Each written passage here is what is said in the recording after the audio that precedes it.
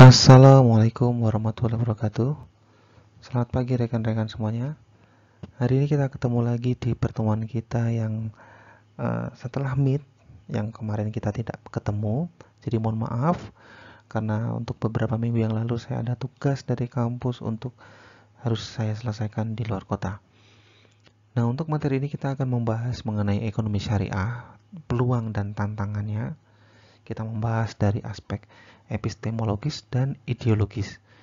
Yang mana pembahasan ini akan saya sampaikan menjadi dua video yang nanti akan saya berikan bersamaan.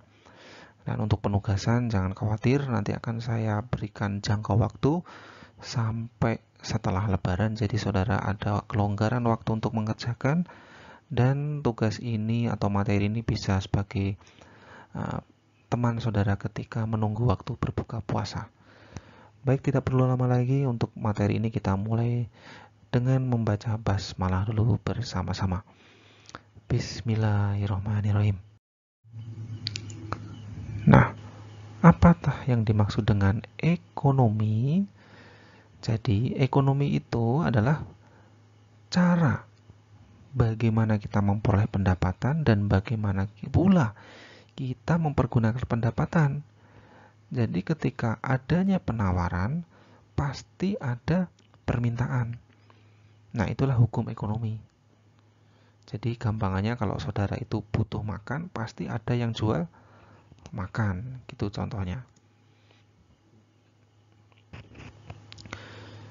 Jadi pertanyaannya, bagaimana kehidupan tersebut diselenggarakan atau ekonomi tersebut diselenggarakan? Apakah ekonomi tersebut dapat dikatakan syariah atau tidak? Nah, kita akan membongkar dan membreakdown tentang bagaimana ekonomi tersebut dikatakan syariah atau tidak. Jadi, secara epistemologis, ekonomi syariah itu dapat dikenali dari sumber pengetahuan yang melandasinya.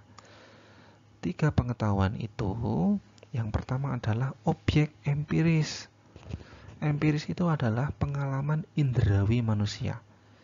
Seperti pada saat saya memberikan penjelasan melalui video ini, saudara menangkap ilmu ini melalui indera pendengaran saudara dan indera penglihatan saudara.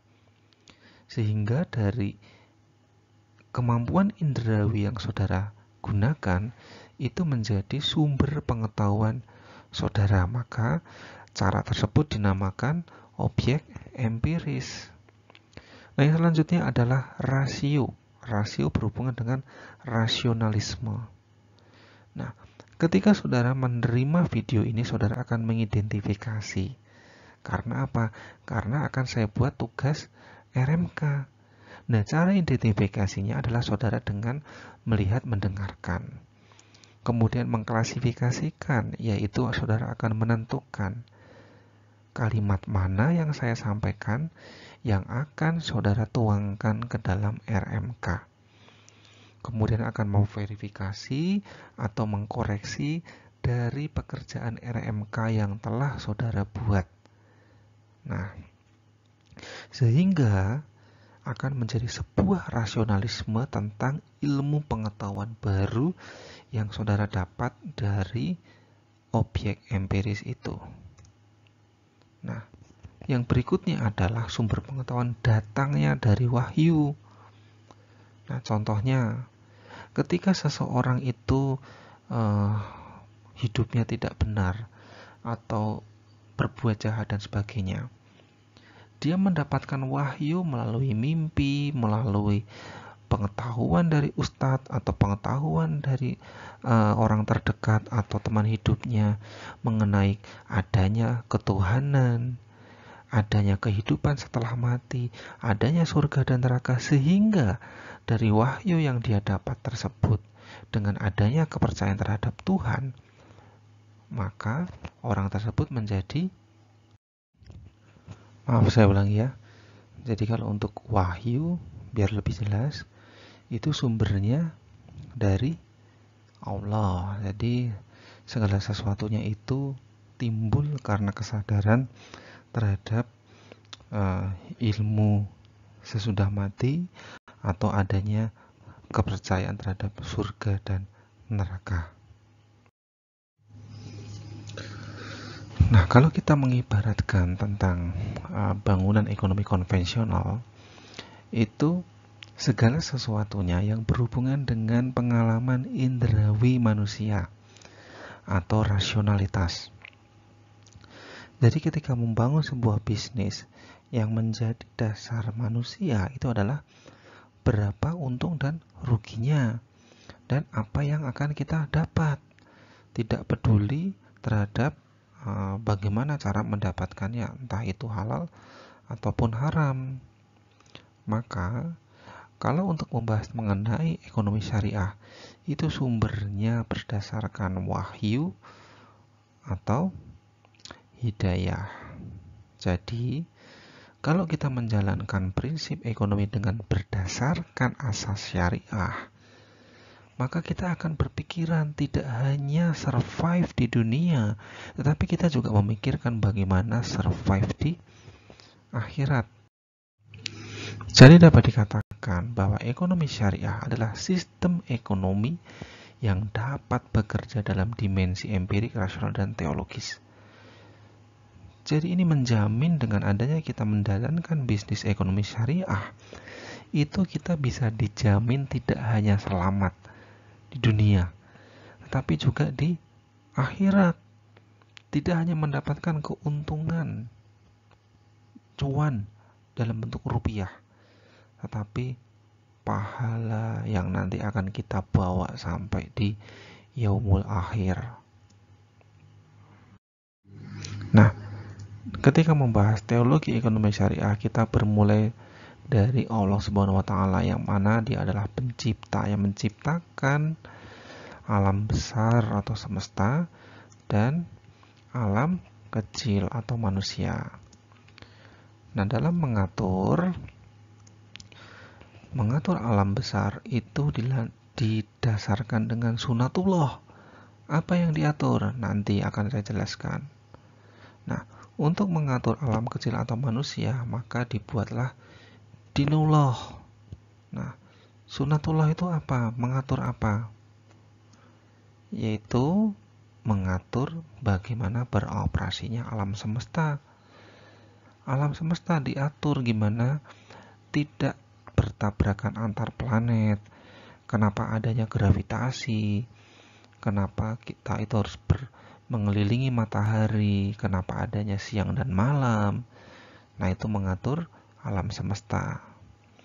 Mengatur alam manusia itu diatur dengan dinullah, yaitu mengatur tingkah laku manusia, supaya manusia itu bisa mengetahui mana yang baik dan mana yang salah.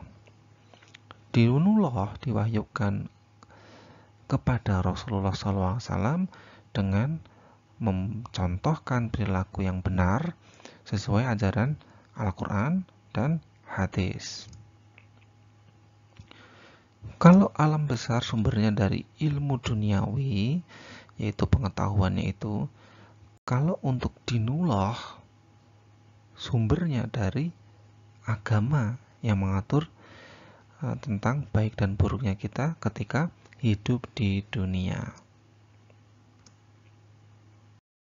Nah, dalam perspektif dinullah, kelakuan manusia itu dibedakan menjadi dua, yaitu yang pertama adalah ritus, yaitu kewajiban manusia dalam menjalankan salat dan puasa itu seharusnya tidak disuruh.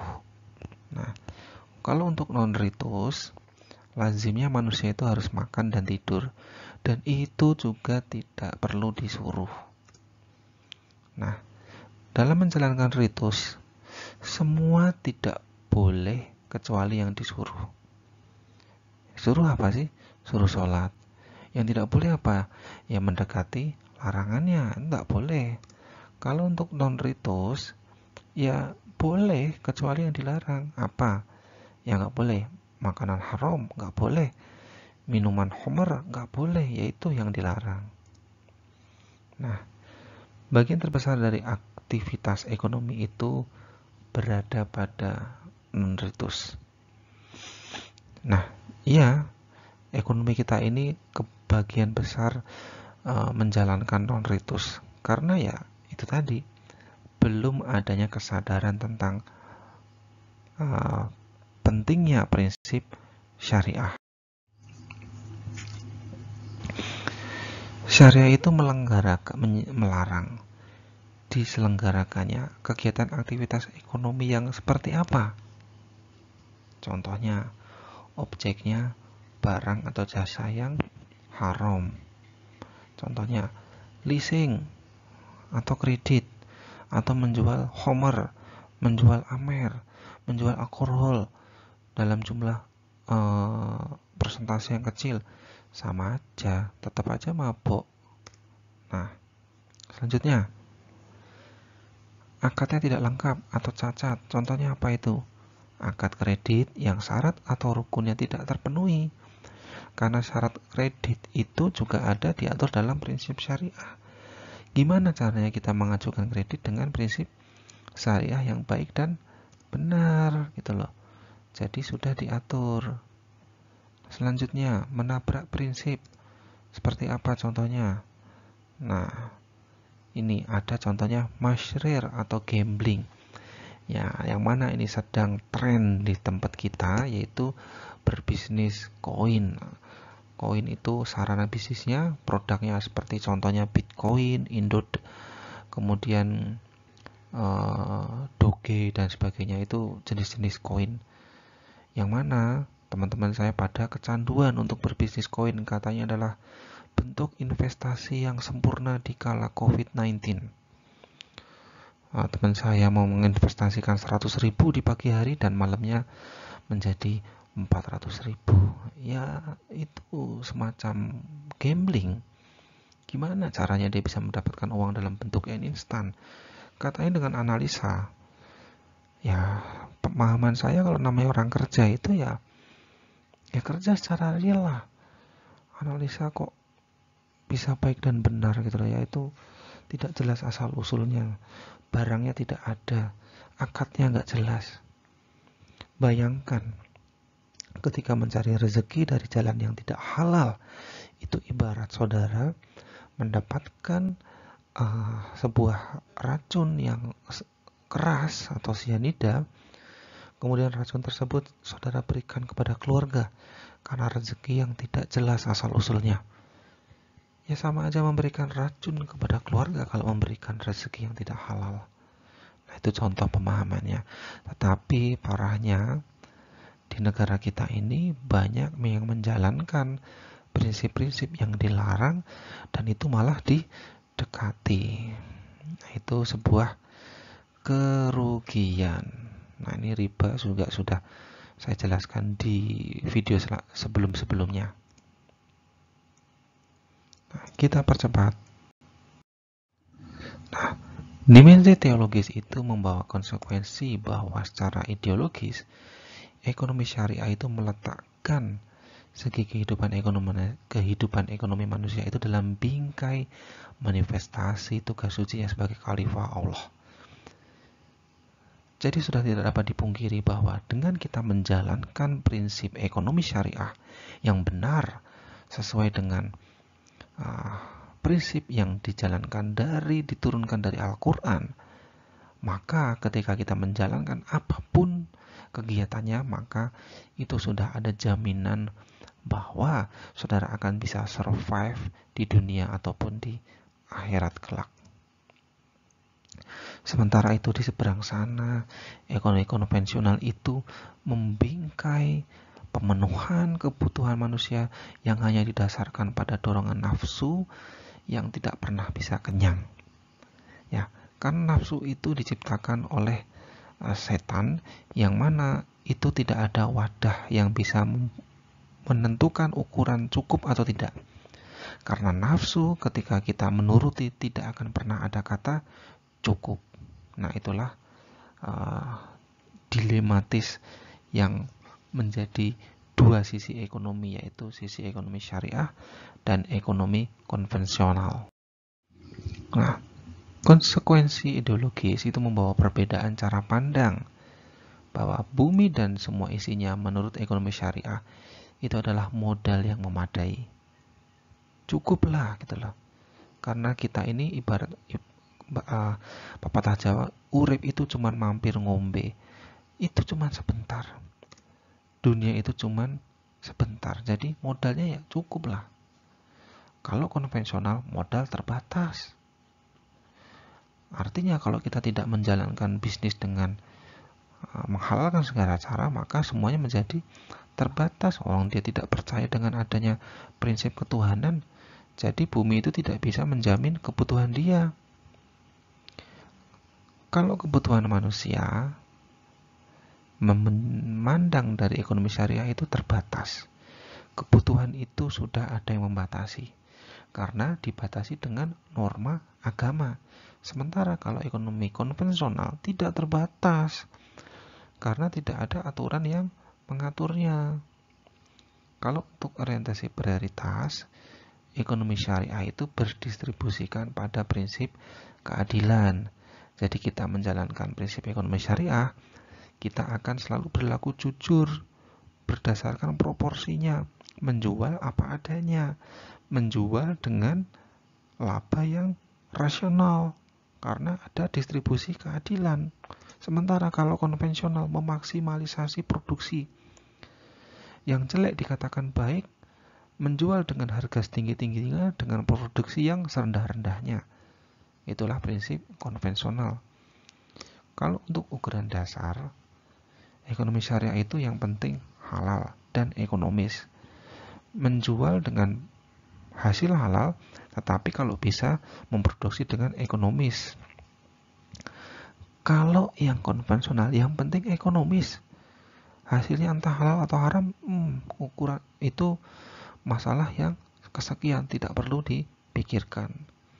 Nah, itu adalah bentuk cara pandang kita dalam memandang dari segi syariah dan konvensional. Nah, akhirnya sekian dan terima kasih untuk video kali ini. Untuk selanjutnya akan saya lanjutkan di part 2. Terima kasih, saya tutup. Wassalamualaikum warahmatullahi wabarakatuh.